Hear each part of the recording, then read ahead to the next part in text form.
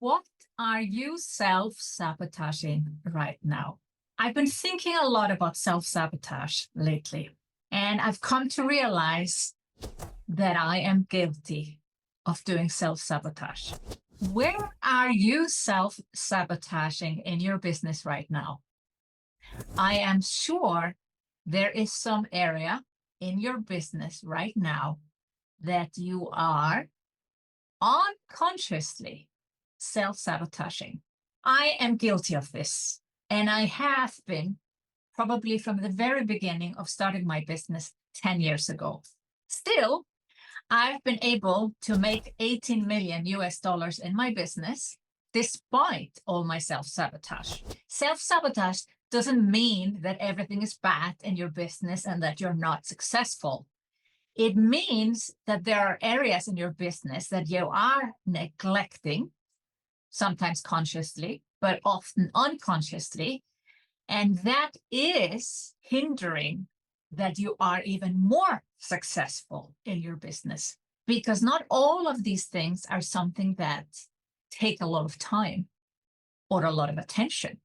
Probably you could solve it quite quickly, but for some reason you're not doing it. And what is that reason?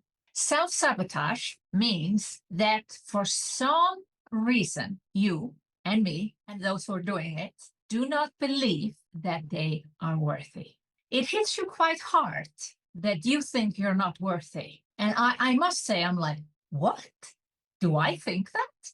Not consciously. I don't run around the world thinking, oh, I'm not worthy. No, I think I absolutely deserve the success I've had, that I've been able to provide for my family for many years, that I'm the breadwinner, that I have been able to create 2 beautiful homes in 2 countries, that I can live and split my time between Iceland and Switzerland. I am truly grateful for this, and I think I have worked for it. But what if I had not sabotaged my own success in the last 10 years? What if? I'm not the one who wants to think about regrets. Actually, I don't regret anything. My point is that there is some area in your business right now that you're sabotaging, and I want you to identify it and do something about it. The fact why we're self-sabotaging, that we're not worthy, that's a topic probably for a therapist or a psychologist. But here is my method. When I realize what it is that I'm sabotaging, I can do something about it and I can stop sabotaging. Do I feel more worthy? In that moment when you have solved these things, yes. But there will always be something that we're not paying enough attention to. And this video is a reminder for you to check, where are you self-sabotaging? I'm going to give you a few ideas because that's the whole point. I had been running my business for a year.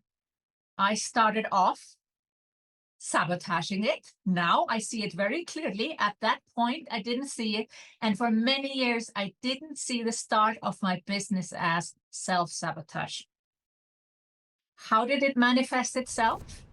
I thought I could do it all on my own. And I would basically throw spaghetti at the wall and hope that something would stick. I call it spaghetti marketing. And I did it for 9 months. That's self-sabotage in a way, because if I had hired help, if I had invested in myself, I would have skipped some frustration periods and made more money and felt more successful and not felt so much behind. Anyway, I still have no regrets, but I see now that not investing in yourself, not getting the support you need, or not finding out what is the right strategy by working with someone who actually knows how this works is a form of self-sabotage. I finally invested in myself month 9 of my online business. I invested $5,000 and I made, as in a return, $55,000 in 3 months. Just imagine I'd done it earlier. Then I had 3 amazing months. What do I do in month 4? Basically the first month of my second year. making all this money, the $55,000 in 3 months, and specifically $25,000 in December 2014, I didn't think I was worthy of it. I didn't use those words, and I wasn't fully aware that it was happening. But now when I look back, I see it so clearly. It's so crystal clear to me that I did not think I was worthy of this amount of money. Who am I? Suddenly your identity of who you are is on shaky ground. Who am I to make so much money? Is this a fluke? Will it only happen once? Will it never happen again? Isn't this just what the others do? And what did I do as a result? In January 2015, I didn't send out many emails. I was doing weekly webinars, but you know what? I barely advertised them. I would typically run a Facebook ads for a week before a webinar. I would sometimes not even use Facebook ads or turn them on 2 days before a webinar. And I would invite people 1 or 2 days before the webinar to the webinar instead of a week ahead.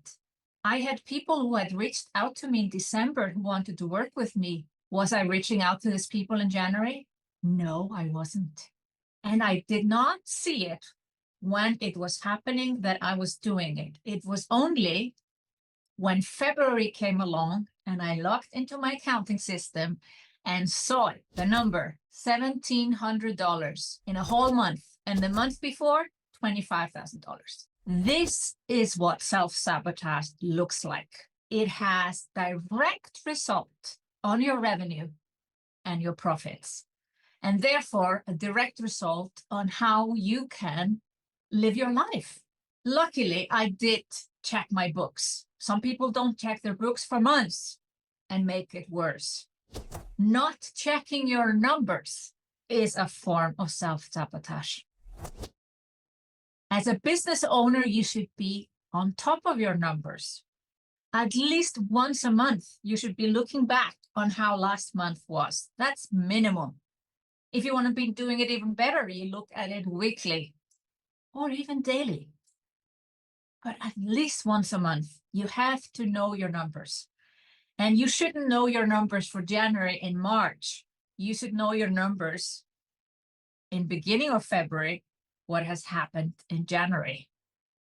If that's not in place, you have to get the right support, because you cannot steer the ship if you don't know where the ship is going in the first place. How can it manifest itself in other ways? Not making a budget. Wherever you find yourself when you're watching this video, whether it's in the middle of the year or at the start of the year, or at the end of the year, you should have a plan. What is your revenue goal for this year? What is your profit goal for this year? What is your cost goal? What are you going to pay yourself? What's your salary goal for this year? You should write it down. It should not be an afterthought.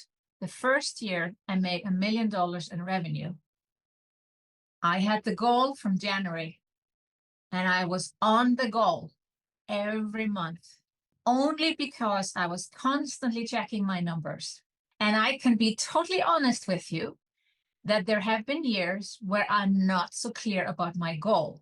After I achieved the million, I was like, oh, maybe this year it's 2 million, maybe it's 3 million. It is a form of self-sabotage, and I'm doing it. I am absolutely guilty of it too. I'm not lecturing you and telling that you are doing some self-sabotage. I am telling you that I'm doing it too. And everyone is doing it in some shape or form, because there's not a single person in the world that thinks they're 100% worthy of everything. We are all doing some form of self-sabotage. Now I come to the one that is lying heavy on me right now. I have a website that I created in 2015. I paid $99 for the theme, and I worked on it for 2 or 3 hours. I remember it very clearly. We were traveling in Iceland. I knew that my TEDx video was about to come out. Hey, if you want to watch my TEDx video, it's over here. And I wanted my website to be up to date and have a new theme and look better with the pictures. And I was using the TEDx pictures. And what have I done since then? I still have this website. Now, On one hand, I can be very proud that I could make almost $18 million with a $99 website. That's cool. That's so cool. And that's the story, and that's the video. And in marketing, it sounds fantastic. But there's a dark side to that story. And you know what the dark side is? Why do I not have a website that I'm proud of, that I'm happy about, that fits my stage of business, that has brand new pictures, that represents my brand like it is today? The brand I had in 2015 has got nothing to do with the brand I have today. I have moved on. I have grown as a person. I've stepped out of my comfort zone. I've created amazing programs, an amazing life. And my website and my brand should represent that, same as it should for you. When people see your website, that's your business card. It's kind of amazing that I have been able to create such a successful business without an up-to-date website that represents me in the best possible way. That's a form of self-sabotage. And I didn't see it for a long time. To me, the website was just not a priority. We do everything with social media and landing pages. We use landing page software. We kind of like, the software is not a priority. But the thing is, at some point, these things that are important but not urgent do become a priority. And I'm sure there is something like that in your business right now that you've been neglecting for too long. And when you neglect it for too long, it's no longer important and not urgent. It moves over and is important and super urgent. And I can absolutely admit that not updating my website is a form of self-sabotage. Now, how much would I've had changed? I cannot tell you. But maybe I would have made 1 or 2 million more. Who knows? I cannot say. We can never say with absolute certainty those numbers. But not having up-to-date representation of yourself on social media, on your website, is a form of self-sabotage. I'm doing this video because I've made this realization. I swore to myself last year that when I would start this process now, this would be the one. I would not skip a beat. It has been slower than I wanted to, and a lot of it is on me. I cannot blame it on any other person. It's on me. But I am now making this commitment here with you. No more. No more self-sabotage when it comes to my website. I don't know how long we have to wait, but it's not going to be on my watch or my fault that it's delayed any further. So what are you committing to? I would love to know, because I know something is going on in your business that you need to pay attention to and has been neglected for too long. And I want you to stop it right now. Identify what it is, because that's the first step, realizing that we've been doing self-sabotage, and then taking the first steps to fix it and committing, follow it through until the end. If you like this video and want more videos like this, then hop on over to this one.